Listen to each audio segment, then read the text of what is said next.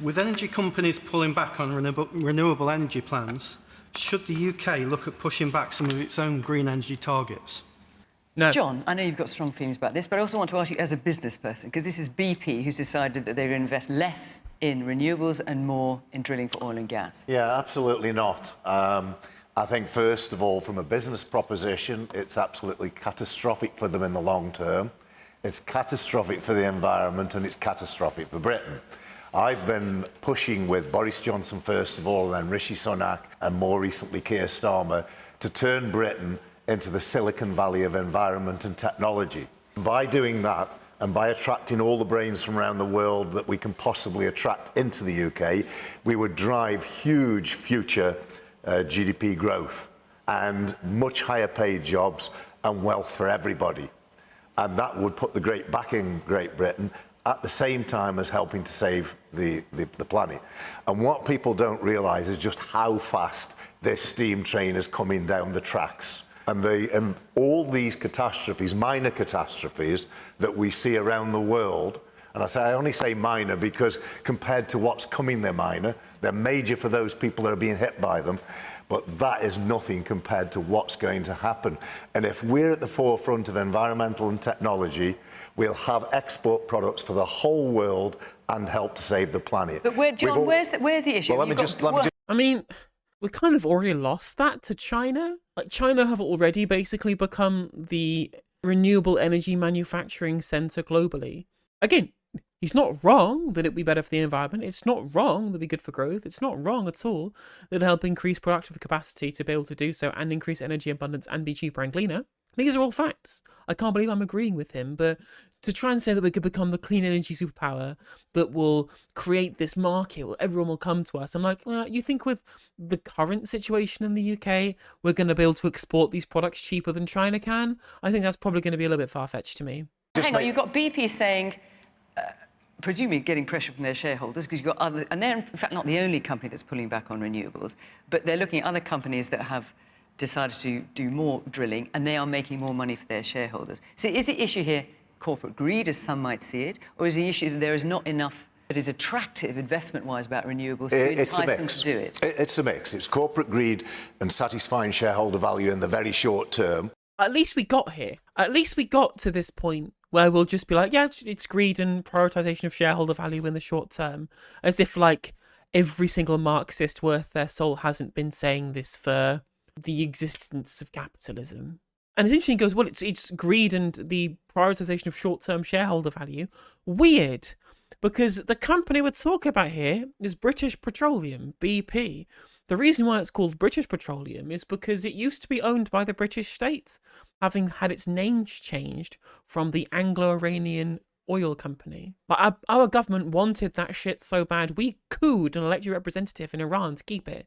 And then Thatcher was like, whoop, sold off, gone. No state control. So now, the interests of the shareholders and the short-term interests of the directors' board, the privatised British Petroleum, in 2025 are like, yeah, no, we don't care about the environment, we care about money. Weird. Maybe if it, I don't know, stayed public, shareholder greed and directorial greed might not be a factor in this. It's just a thought. And sacrificing the future. And you sacrifice the future, a lot of these chief executives will go for the profit today and tomorrow and not worry about 5 years' time because they're going to get their big golden handshake and leave with several £1 million to go and do another job. So they need to be... Yeah, like, it's just so fucking sad that the billionaire entrepreneur plutocrat is the one that they've brought on to say this. And the thing is, if you got a leftist on, if you had Grace Blakely on here, for example, or someone from Novara, to say these exact same points, I would like, oh, it's just a jealous communoid, right? Just a naive leftist student politics. And they get an entrepreneur on to say the exact same things in the exact same terms, but it looks candid coming from somebody of the same class or the same clique. They're like, oh, very interesting. Shareholder greed, is it? How fascinating. Let's put better people in charge. Motivated in the very, very long term. And the long term has to be in renewable energy, and it has to be investing in that. Now, if somebody's going to drill and produce more oil, as long as they turn that profitability into investment in renewable energy of the future, I've got no objection to that. But we need to do things much faster than we're doing at the moment. Freddie. Well, I think energy is extremely important. That's a very obvious thing to say, but it's true. And I hear politicians talking a lot about economic growth. It's become this kind of unicorn of British politics. We can't seem to achieve it. And one of the main reasons why we can't seem to achieve it is because our energy costs are extremely high. They're among the highest in the developed world. This is a serious problem for Britain. And the renewable energy revolution, the drive to net zero, well, very laudable, all of John's aims, it's not happening fast enough. And our energy bills are going up. Ed Miliband promised that they would go down by £300. They're going up by about... The reason energy bills are going up is because of marginal cost pricing. If gas prices go up, we pay more because we pay for the most expensive form of generated electricity. That is how our energy pricing system works, and that's why the price cap has got to go up.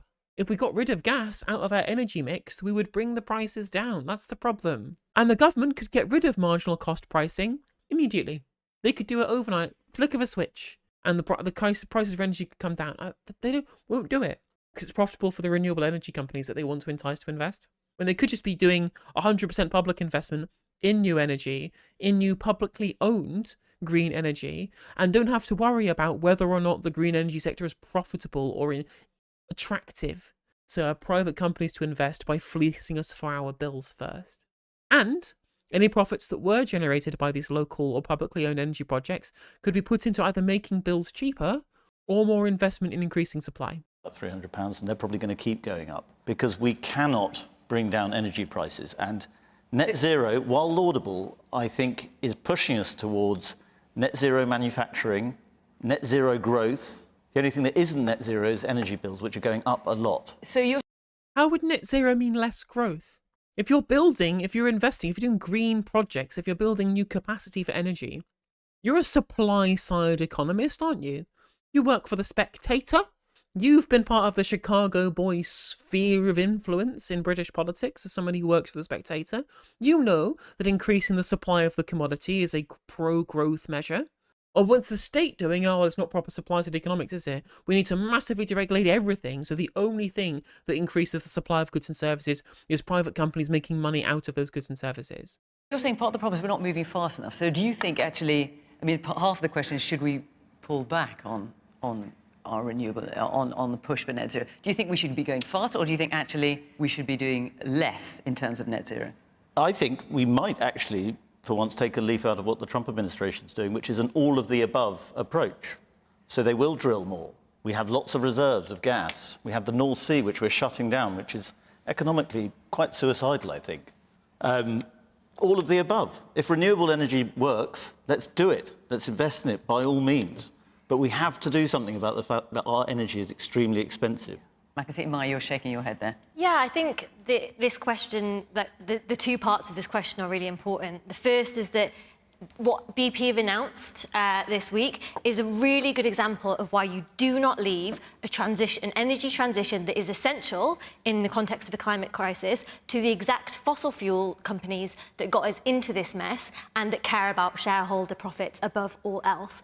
What we do need is government strategy of investment in renewables that prioritises the planet, because when we're talking about economic devastation, wait until there are more floods, there are more major issues with the climate and the economic devastation that is going to wreak. And also thinking about people's bills. And if you think about it, so one of the things that has been talked about by the Climate Change Committee this week is the heat pumps.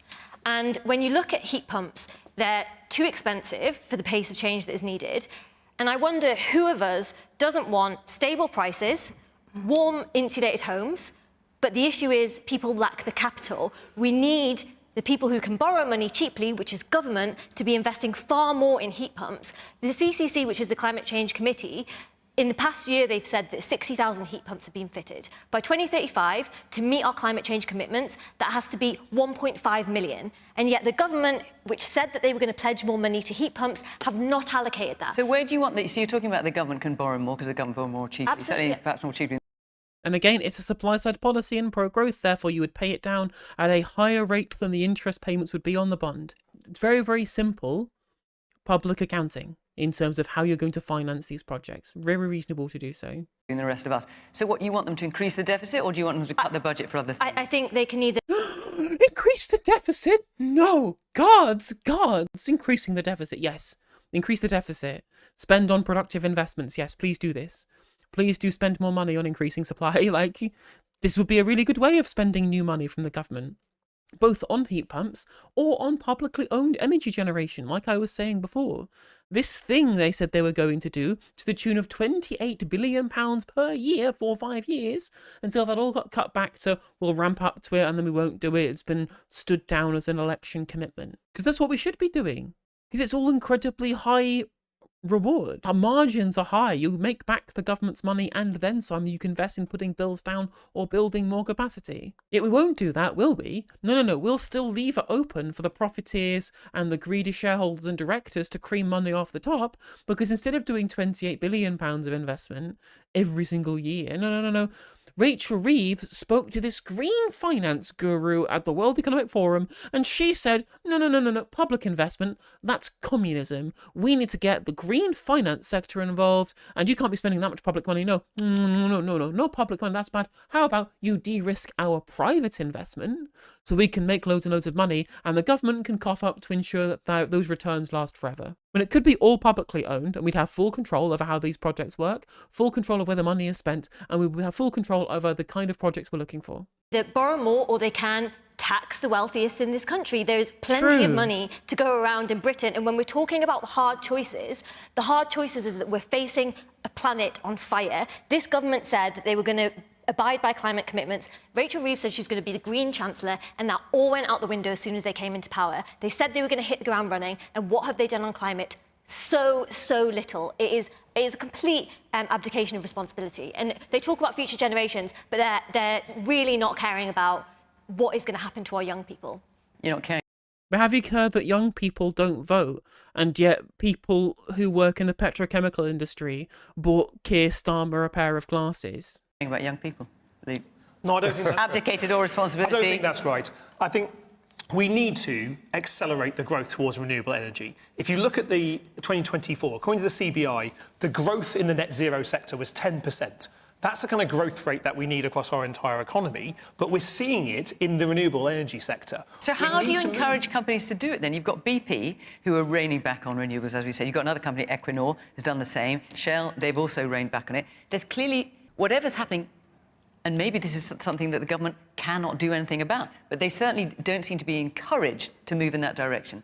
Well, we're making steps already. We've removed the Conservative ban on onshore wind. We've seen £34 billion worth of investment since we came to office in July last year in renewable energy. We've signed off more renewable energy schemes, and we need to deliver that at pace and go faster, because ultimately, if we want to escape the high prices of gas that is set by the global markets and the instability that comes with those high prices, we know the huge cost of Putin's invasion in Ukraine. Get rid of marginal cost pricing.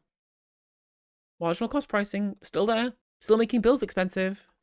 On our energy bills and the huge increase from that, we've got to wean ourselves off the reliance of gas, and to do that, we've got to massively expand our renewable energy, and that's why it's one of our 5 missions as government. How do you get these companies to do it then? Well, we're seeing investment coming in, so we need investments from big companies, certainly. I mean, they're cutting back investment, so how are you going to get them to increase their investment in renewables?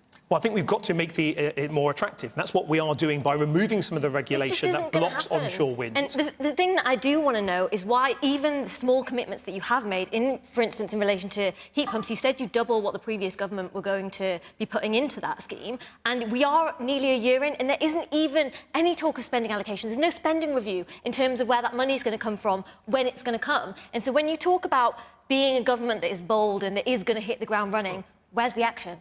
Where's the action from government? Not just talking about private companies that don't have the interests of people in Britain. Really, that is not what they're most concerned about. Well, in the first few Where days, is the money? Where in the first few days, we hit the ground running. Wow, somebody broke a murder on Question Time. They said the unsayable. Private companies don't have the public interest at heart. Shock, horror.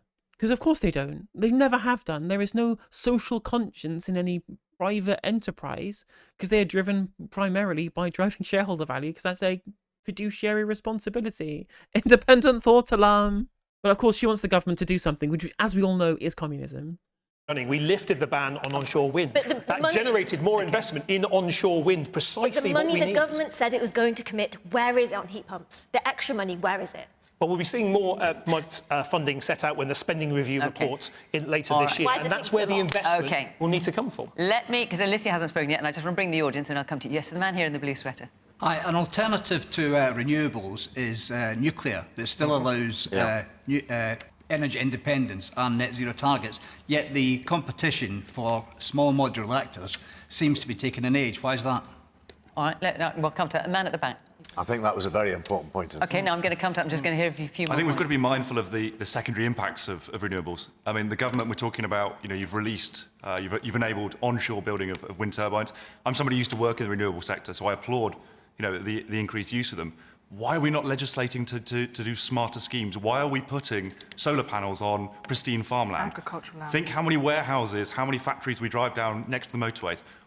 Oh, you're going to set off her. She's going to set off Alicia Kearns. She's going to talk about Mallard Pass and all of the solar panels that are going to hamper the views in Rutland and Stamford. Why have we not legislated to put them on the roofs of every building that we're building from here on in? I think we've got to be mindful of the secondary impacts. We're about to drive a huge investment in the national grid right the way through the heartland of this region, of this county. We've got to be mindful. It's not a quick fix. There isn't one solution that's going to fix everything. Alicia. So I think what that goes to is the point around consent. So David Cameron was really clear that throughout his entire time in power, that if we lost the consent of the people when it came to net zero and what we had to do in terms of green revolution, we would lose where we need to get to. And that's why Rishi said, look, we're going to soften some of this to make it easier for families. Because the... Did he say that, though? Did he say we're going to soften some of this to help families? Or did he say cut the green crap? It was one of those two. It was one of those two things that he said, wasn't it, Alicia? Can you just get back to me? Can you get back to me eventually, Alicia, potentially, on whether or not he said make it easier for families or cut the green crap? Because one of the two. Honesty around the trade-offs has been missing from a lot of politics. The reality is there's no capacity in the grid. So we can all sit here announcing as a government millions of programmes saying we're going to build this plant here and this plant here and this plant here. There is no capacity within the grid. I mean... Interesting. Extremely interesting, chat. There's no capacity in the grid. I wonder who's been in charge of the grid for the last 40 years. I wonder who put the grid in charge of the people who've been in charge of it for the last 40 years. Wouldn't it be pretty strange if we had privatised the national grid in the 80s and then at no point did the private company who owned the natural monopoly spend any money or time investing in it? Oh, there's not much grid capacity left, is there?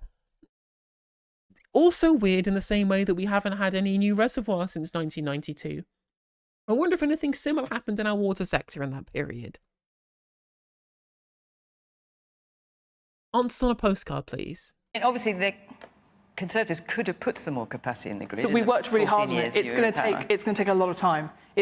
We worked really hard on it. We said, please, National Grid Corporation, please invest. And they said, no, we're a private company. We can do what we want. It's weird how Fiona is out here going, well, the Conservatives could have invested money in the grid. It is privatised. It is the job of the National Grid Corporation to do that. And it doesn't get mentioned. It doesn't get mentioned. We privatised that. Why did we privatise the grid? Why did we privatise the grid?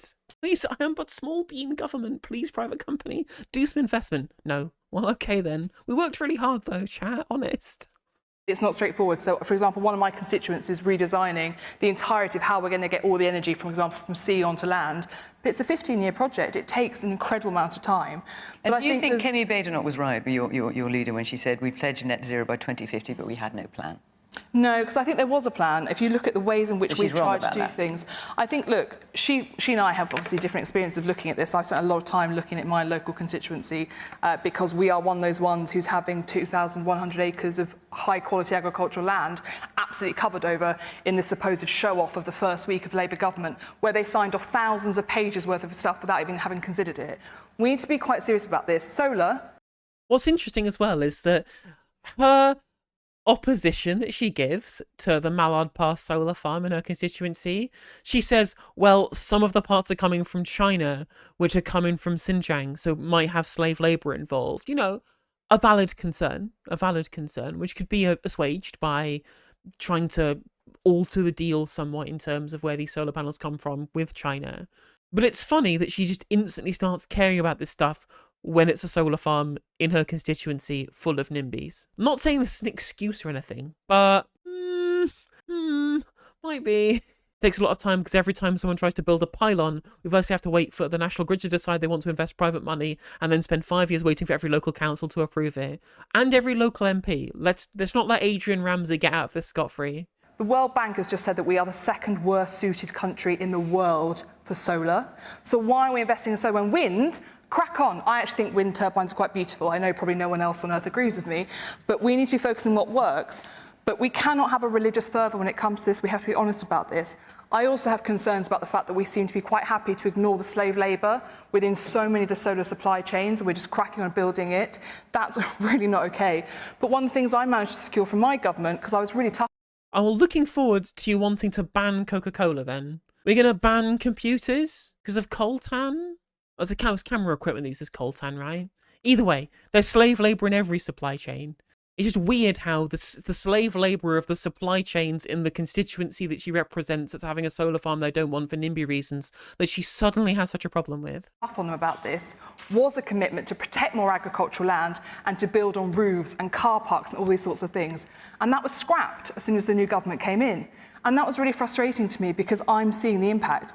But the point overall is that green-collar jobs are an amazing opportunity. There is so much opportunity to come from education. That's why we did so much work to make sure our kids were getting trained to the right things. But it all comes down to security. And that's where the question about nuclear and nuclear reactors is, modular reactors is so important. Okay, well, let's put that to That's how we get energy security. So small modular reactors, I mean, there's a number of politicians talking about this, so they are effectively smaller nuclear power stations, supposedly quicker and cheaper to build. But at the moment, I think there are only 2 anywhere in the world that are actually working, and I'm not sure that's even on a commercial basis. So I'm sure you'll correct me if I'm wrong about that, Luke. So there's a kind of competition to try and work out how do we do that in this country. So the question is, A, why is it taking so long? And then the point you were making, Lizzie picked up about solar panels. Why have them on farmland? Why not have them on warehouse roofs and that kind of thing? Why not legislate for that? Well, if you want to achieve a clean energy country, we have to have more renewables, but we also have to have more nuclear. It's the reason why the government only a few weeks ago announced a £9 billion investment in nuclear in Derby to Nuclear. He said nuclear. I know we're all over American things now. I know we've gone full Tex from fucking Alan Partridge. I like American things now. Please don't pronounce it fucking nuclear. Provide the next generation of nuclear reactors for our submarines.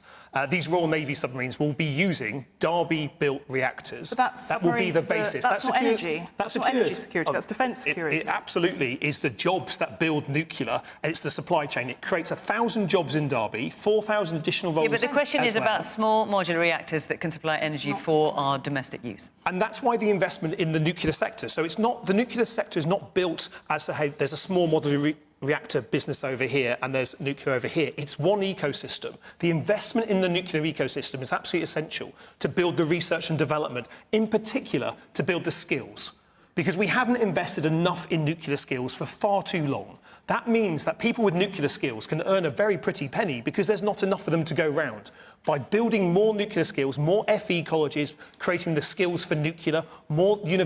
Okay, you know what's really important? You know what's really important for having the skills to do work with nuclear reactors is being good at maths, right? And your government, in a cost-cutting measure, just cut one of the programs that was there to help people with A-level maths that they will need for having the physics qualifications necessary to be somebody who works in nuclear research. Sorry, nuclear research. University graduates realising that using their expertise in nuclear will not only address the climate challenge, create the energy security that we are missing as a nation. Okay. That helps us wean ourselves off expensive gas and wean ourselves off the dictators where the gas comes from. And what about the solar panels? I mean, this is a blighting agricultural farmland. That's the point you were making as well. Why not legislate to put them before using one agricultural farmland? Again, very funny, as somebody pointed out in chat, for the free market conservative to get angry at people who own farmland making a business decision to rent this out to solar companies in their own financial interest within a free market. Very strange, that. On the roofs of buildings. Well, Ed Miliband is absolutely keen on solar panels, and it's one of the areas that we want to do more on. I think the concern that Alicia raises around the supply chains is a valid one, though. We need to make sure that all our supply chains are as ethical as they possibly can be, and that means onshoring as much of our jobs as we can. You're not answering that man's question, which is why stick them on farmland instead of sticking them on the roofs of warehouses and buildings like that? Well, I think the answer is there will be both. We absolutely need to put more industrial land. At the moment, if I use my own department as an example, the Ministry of Defence spends about £1 billion a year on electricity, but we generate hardly anything.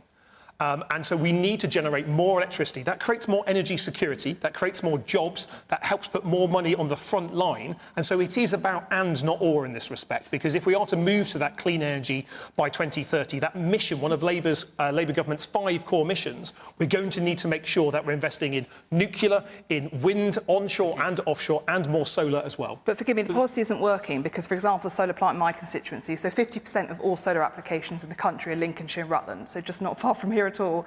Ed Miliband signed it off, gave it off to this awful company who are completely complicit in the Uyghur genocide. A few months later, they've sold it to an American company. They bought the last one that was signed off, and all the energy they're going to create is going to go to help Tesco say that they've done their CSR and say that they're being net zero. So none of the money is going to, none of the energy is going into the grid. And this is one of the big... Oh, so you're saying that a private company making a decision in the free market might not be done with a social utility in mind? Again, there's not giving very free market conservative, is it? And again, like, sure, there's plenty in that supply chain that's bad in terms of what comes out of China because of the slave labour in Xinjiang. Perfectly reasonable criticism.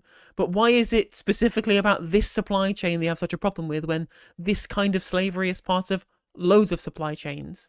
Like, I don't know how much coffee you drink, Alicia. Problems we're having with these giant solar plants. So the government needs to really get a tight grip on it and say, look, if we're signing this off, it goes into the grid to benefit all, not just individual companies, which is what's happening. All right. So that sounds like a really good argument for what I said at the top of the programme, which was that we should have this owned by the states or by local authorities or by cooperative, like publicly owned ones, right? Between people within a community, like community energy projects, which definitely keeps the revenue from the project, which definitely puts it into the grid for the benefit of everybody, rather than being done for short-term interests or shareholder profits, or being done so that Tesco can fudge the numbers and look woke and greenwash their practices. Interesting how all she has here is this is bad for XYZ reason. A lot of things I agree with, and she has no prescription for the solution, because of course the prescription for the solution is the state owning the project, or the local community owning the project, or the local authority owning the project. And of course that involves the government doing something, which is of course communism. Energy communism, one might call it. Hey there, if you enjoyed the video, make sure that you like and leave a comment. That helps the video out in the algorithm. If you subscribe and ring the bell, it'll let you know when I go live. I stream every day on YouTube and Twitch. You can also follow all of my socials down in the description. And if you want to support me in a more financial manner, there's a join button for memberships. It's just 99p to be a member on YouTube, as well as a Patreon, and there's some merch there as well. And hopefully I'll catch you on the next video. Take care.